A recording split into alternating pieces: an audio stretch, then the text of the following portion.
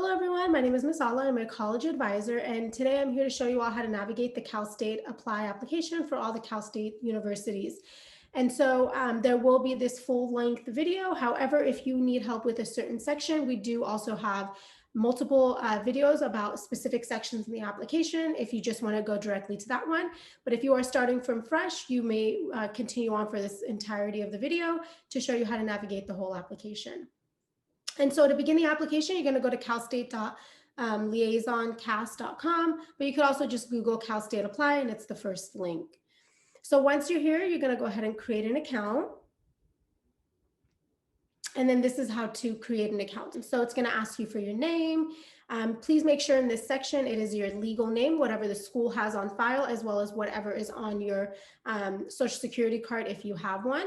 But again, you just want to make sure that the name matches what the school has on file. So when they send your transcripts, everything links up, as well as when you send your financial aid later on, everything links up. Then it's going to ask you for an email address. Please make sure you do not include your LB schools or any school email address. This is because we want to make sure that you still are able to receive emails later on once you graduate.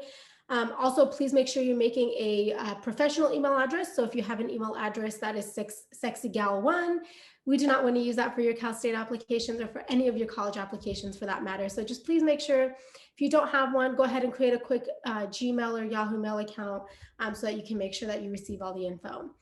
You could check this box to authorize text messages. Then you're going to create a username and a password. I highly suggest you create the same usernames and passwords for all things college related. So if you're applying to the UCs, LBCC, any community college, common application, financial aid, etc., I would use the same username and password so that way you don't have to remember a lot of them. But if you are making different ones, please keep it somewhere safe so that you don't forget it. Then you just have to check the terms and conditions. It's going to ask, are you located in the European region? You're just going to say no.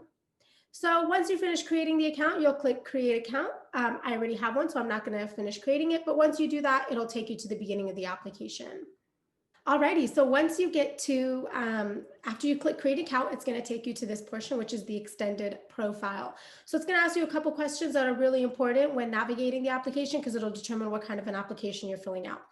So when it asks you about degree goal, you're going to put that you're receiving your first bachelor's degree. And then it's going to ask which of the following best describes your current educational status. You are a graduating high school senior or equivalent. I'm just going to zoom in a little bit so that we can see everything easier. Alrighty, so you're a graduating senior. Even if you did dual enrollment, you are still a graduating high school senior. It's going to ask, have you taken or earned any college credits? If you have, you'll say yes. If you haven't, you'll say no. I'm going to say yes. Then it's going to ask, are you applying to or returning to a CSU campus? You're going to say no because you have not attended a CSU campus. Then it's going to ask about your military status. If you have served in the military, you're going to say yes, but typically for high school students, it's no. And then it's going to say, do you have an F1 visa or a J1 visa, depending on your status? You'll say yes or no. Then it's going to say, which US state do you regard as your permanent home? You're going to say California. It doesn't have anything to do with your citizenship status or residency. It's just asking, where do you live? Then you're going to say save changes. And then it's going to say, okay.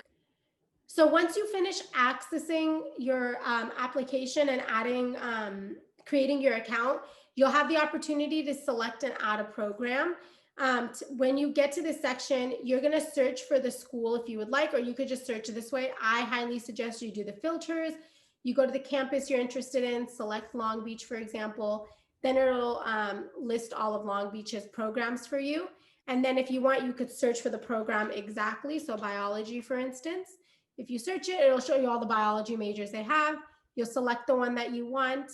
And then if you want to add more for a different school, you'll go to filters, select another school, say Fullerton. And if it's, again, biology is the one you want, you'll select the biology program you want. Then if you want to see which ones you've selected, you can click selected programs, and the lists are right here. When you're done, you'll just say continue to application. On your end, you should see that. When you do that, it'll take you to the 4 sections of the application, and we'll move on to that now.